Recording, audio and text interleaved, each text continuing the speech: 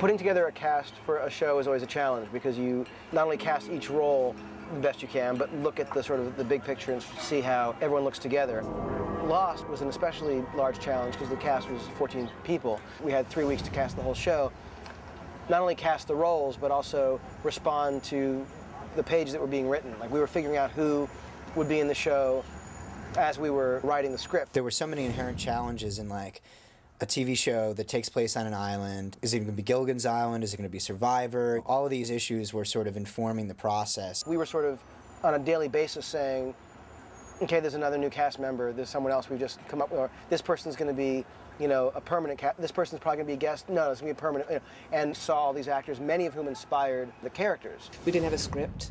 It was an outline and some idea of where we were going. So Damon would spend his days writing the script, and his nights he would be writing sides, which are, you know, scenes that the actors would read. The search for Kate was like the first thing that April was sort of assigned to do. Yoonjin Kim came in and read for Kate, and she was fantastic, and we were looking over her resume, and there were all these movies in Korean. Like, oh, do you speak Korean? And she's like, oh yeah, I was actually raised in Korea. I speak fluent Korean. And in fact, not to toot my own horn, but I'm a massive movie star in Korea. To which we kind of said, like, well, she's got to be in the show now. You don't seem afraid at all. I don't understand that. Do you like it? Good job. It's okay. We thought she'd be perfect as a character who didn't speak English and who, over time, we start to examine her relationship with her husband, and we learned that she actually does speak English. That role suddenly became a regular on the show. 제가 영어를 못해요. After the audition, my agent called and said, JJ is going to write a role for you, and he's figuring out, you know, who to cast to play your husband. So, like, in a day or two, they already had this new character developing and another character to sort of complete Sun's character. 단추가 열렸네. 채워라. 빨리. It was a really interesting experience because when we first got cast, I didn't know what the full script was going to be. And so we had to take a leap of faith and accept the jobs, you know, trusting JJ and Damon and the rest of the gang. And, you know, it was quite an adventure.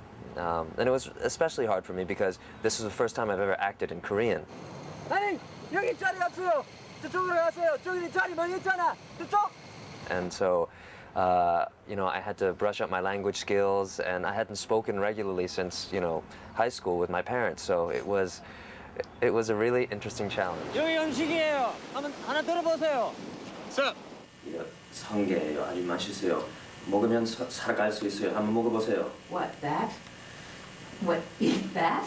우리 모두에게 충분해요. 한번 잡숴보세요. Dude, guess what? I'm starving, but I'm not nearly that hungry. No way, no. I think Jorge might have been the second person to come in. He was the first one we knew we were going to cast, because we didn't bring anybody else in for the part. Because there was no character. You know, I mean, that character was essentially created for Jorge Garcia. My Curb Your Enthusiasm had just aired, and I'd walked in, so they kind of knew who I was because they had seen it. And I went in and I was reading Sawyer Sides, and I just kind of did the Sawyer Sides just the way I would do it. Jorge Garcia, I can be the nice guy if you want. But we both know, just be an act. Please take it off. What do you give me? It's not yours, goddammit! Give it to me! Give it to me! It's not yours! Stop. It's not yours! You don't deserve it! What do you We loved him. He was just like spectacular. And my recollection was I had never seen him before. I'd seen that episode the night before, and he came in, and I was like, oh my God, that's the guy. And it was, I mean, it wasn't even a question. We didn't read anyone else for the part of Hurley.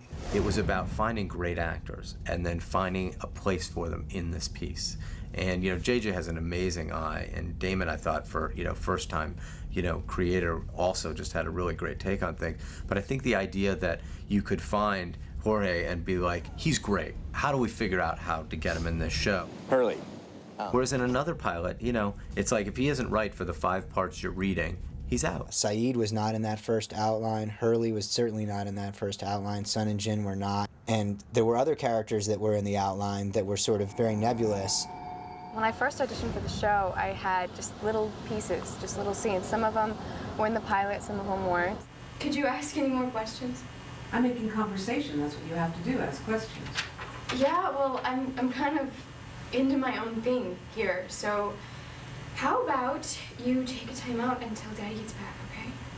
We wanted someone who had that kind of, dare I say, Paris Hilton quality of someone who was sort of like, whatever kind of a feel. And we saw a lot of girls. But she couldn't just be shallow, because we knew that the storyline was going to require a little bit more to go on. As if I'm gonna start eating chocolate. Shannon, we may be here for a while. I was in the car with someone, and my manager calls, typical like LA day, you know, your manager calls, hey, I have this script. I haven't read it, but you should check it out. It's a pilot. And at that point, I had said, you know what, I just don't think this year I'm gonna read a pilot. I don't think I can put myself through it again. I just don't want to do it. Where I get home, look in the fax machine, it says J.J. Abrams in Hawaii. And I called her and I said, hey, get me in a room with him, please, please, please, please. As if I'm going to start eating chocolate. Well, interfering with your eating disorders is not something that I aspire to. I mean, I hope you know that. It'll be a couple days for the rest of your team to find this, and possibly 3, and you're looking at 72 hours or Thank more. you. I know how long 3 days is, and as if we're not going to get rescued. I'm not saying we're not. Just looking out of the plane when we went down, there's really nothing out there. We're 6 hours out of Sydney. There's nothing. I was actually working up in Edmonton at the time, in Canada, in the many feet of snow with freezing feet, finding out about this, and I wasn't able to come down to meet on it. I ended up sending a tape. My best friend, her name's Ruth. She's the greatest. Known each other since we were 6. She's funny as hell, and she's married to this amazing guy. We met him the same night. I was actually kind of pissed that he liked her. Emily was really Australian. That was one thing we were really looking for, because the plane was leaving from Sydney. It was also someone who could have the youth and the sweetness, but also someone who looked like they'd had a life. Morning delivery. Oh, you're sweet. Thanks. Well, I figured in your condition, with the extra baggage, you know. Well, I can still walk. Barely. Anyway, I worry about you out here, you know. It's very sunny. I was offered mainly fantasy-based characters, elves, pixies. So a contemporary character was important for me, and someone who had a little layers, you know, an edge to him. Charlie?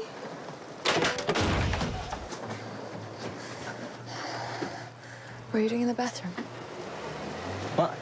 He was pretty true to what he ended up being, except he was much older. He was constructed as a has-been rocker who been a big hit in the 80s, but was now washed up and had a heroin addiction. I went in with sides for Sawyer, for Josh Holloway, but my agent said, chances are you're probably not going to read for that because it's not going to be suitable. But they're kind of doing a relatively open casting call at this point. My name's Dominic Monaghan. Hey, Hey. how's the arm? Oh, the breaking ball's probably going to suffer, but I think I could give you a few innings.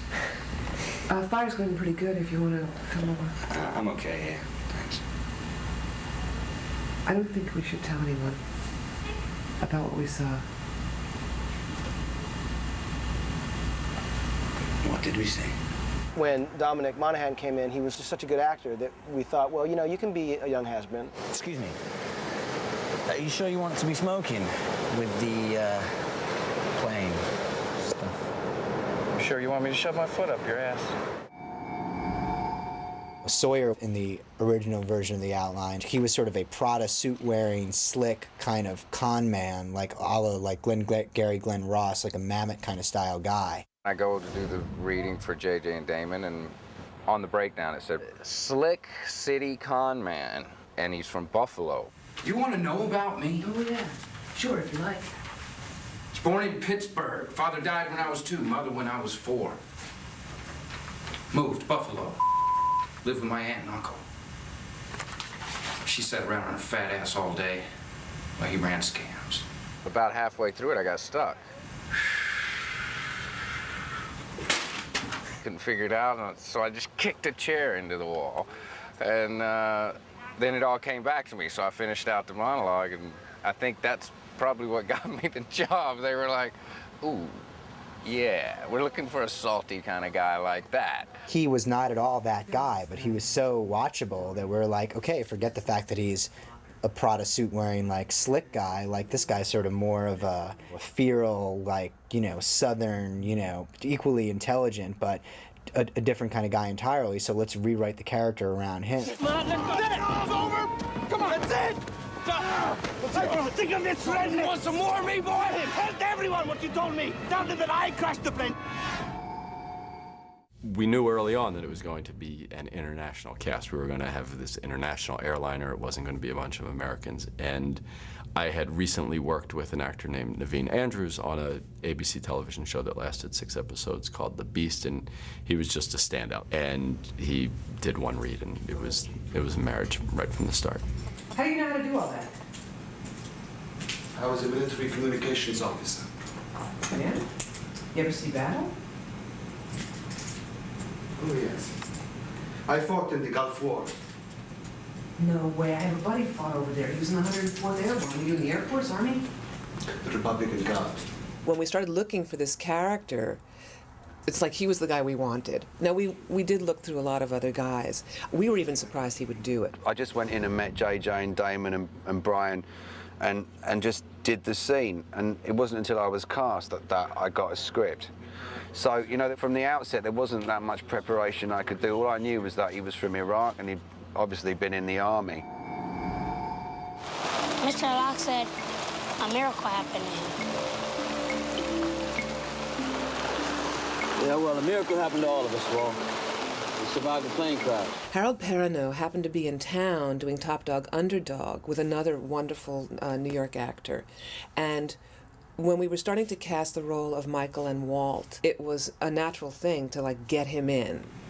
Yeah, the comic book's in Spanish. You, read Spanish? No. I found it. Look, man. We need some help here, all right? I don't know how to do this yet. The first time I met Damon and JJ and all those guys, I was a little skeptical about the whole process. You know, there's a pilot about a plane crash and people in Hawaii. And as it went on, they started talking about this project more and more, and I was like, this is kind of interesting. So I go to do my audition and read the little bit of information that I have, and then JJ says, okay, well, let's think about this. And I go, oh, okay, well, let's think about that. And I try it again, and then he goes, well, what about this? And then suddenly it kicked in my head, like he did some Jedi mind thing. Like suddenly I got it, like, oh my God, there's so much to do here. There's so much to fill in, there's so much. And they started talking about all these ideas that they had. How's your son? Well, yeah, I think he'll be all right. How old is he? 9, 10? 10. What is it, like checkers? Not really. It's a better game than checkers. Do you play checkers with your pop? No. I was in Australia with my mom. You have no accent. Yeah, we move a lot. She got sick. She died, so. Malcolm had been in Antoine Fisher. He played him as a 5-year-old and was very impressed with the performance from him in that. But we did do due diligence. We saw a lot of kids, a couple of the other boys who had been doing a lot of acting. And we brought 3 boys to the studio and network. But Malcolm was, for us, the strongest choice. I live in Australia with my mom. She got sick. She died a couple of weeks ago. You're having a bad month. JJ, when he told me about Lost, we talked on the telephone. He told me while I was working with him on Alias that we would do something together. JJ said, there's not going to be a lot for you in the pilot, the first couple episodes, he said, but your character's going to develop and you're going to be happy with it. And feeling like I do about JJ, I said, I'll take it. I took it on faith alone. We hunt. Okay, Mr. Locke, what is it that we're hunting? In the outline, it was basically like, Jack is a doctor. He's our hero, you know. And in the outline, Jack died midway through. So we were like, don't worry about Jack, April. Like, he's not going to be a series regular. Someone who actually I was talking with about Lost before we actually wrote the script was Michael Keaton, who I love and who I wanted to work with for a long time. You know, I don't even think there was ever a script sent to him, though, because by the time I was sort of ready to give it to him, we decided we were going to keep him as a regular in the show and not as a guest star, you know, in the pilot, and he wasn't going to die. But he wasn't interested in doing a series. He just wanted to sort of do it in the pilot, to do a kind of guest star cameo. From the beginning, from the very first time Damon walked into the room and we started talking about it, there was no doubt that Jack died. They went into the cockpit starts shaking around. They all flee the cockpit. They're running down the jungle and fleeing from whatever this thing is that's making all the sound, and out of nowhere, Jack is snatched up and yanked back. Where the hell's Jack? Where is he? I don't know. How can you not know? Kate and Charlie are like hiding.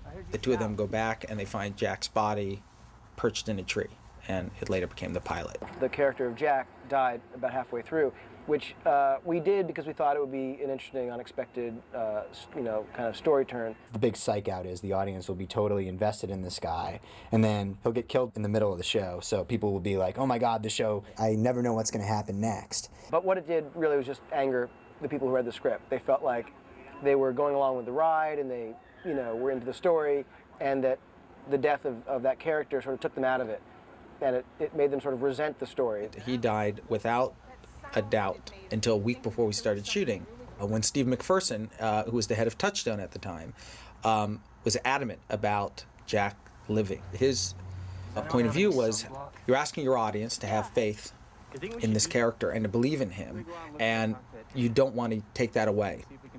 You want an anchor, and someone you can believe in. And Jack is that character. You know, from a network television standpoint and from a series standpoint, it just didn't make any sense to kill Jack off.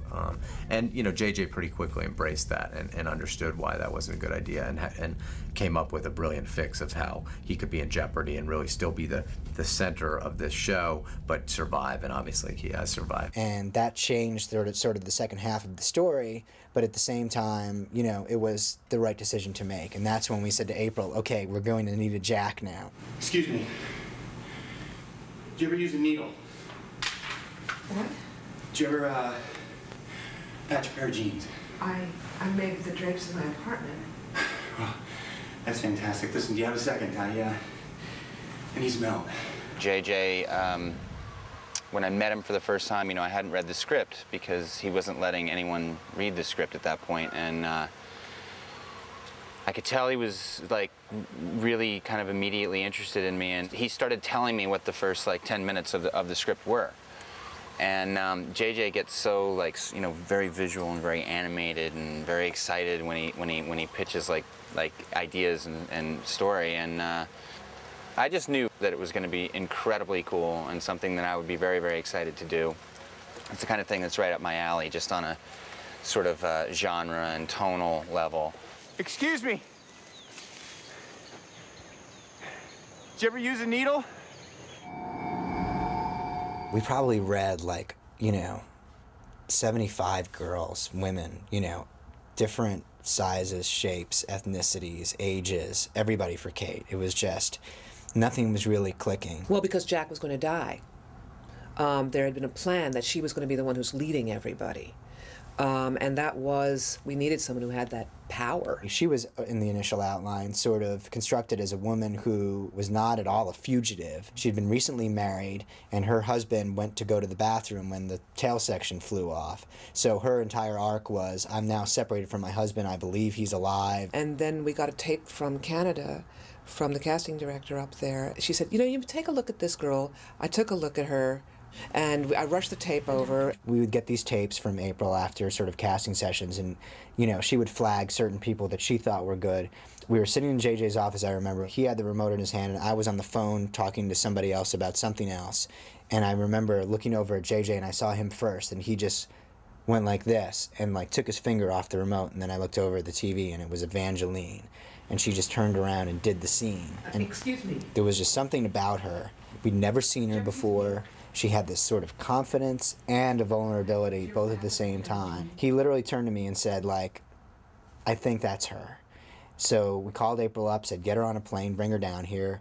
Evangeline came in the next day. Then she came in and she gave a spectacular reading.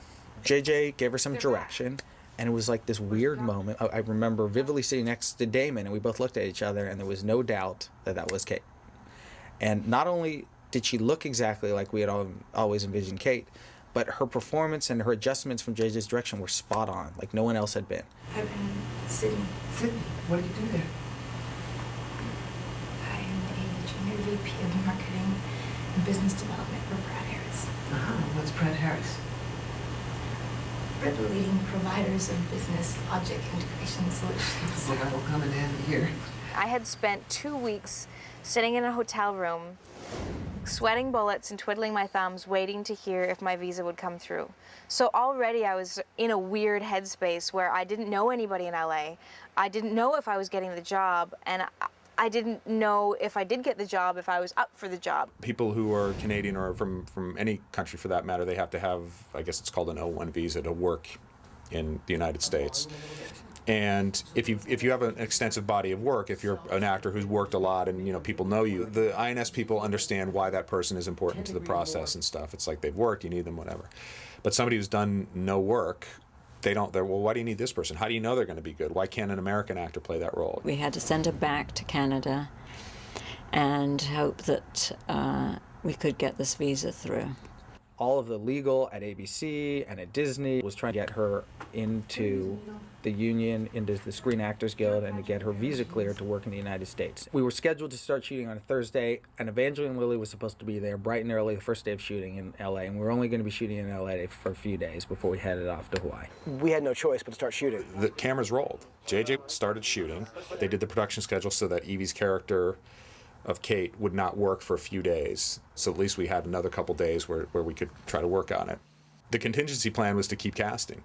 It was like, let's see if there's anybody else. That Thursday, the day we started shooting, Tom Sherman and myself spent the entire day auditioning actresses to replace Evangeline Lilly. We're sitting there, reading people and auditioning women, kind of going, what are we, what's going to happen? What's going to happen? And I have a BlackBerry. I kept checking my BlackBerry to see if there was any emails from anybody.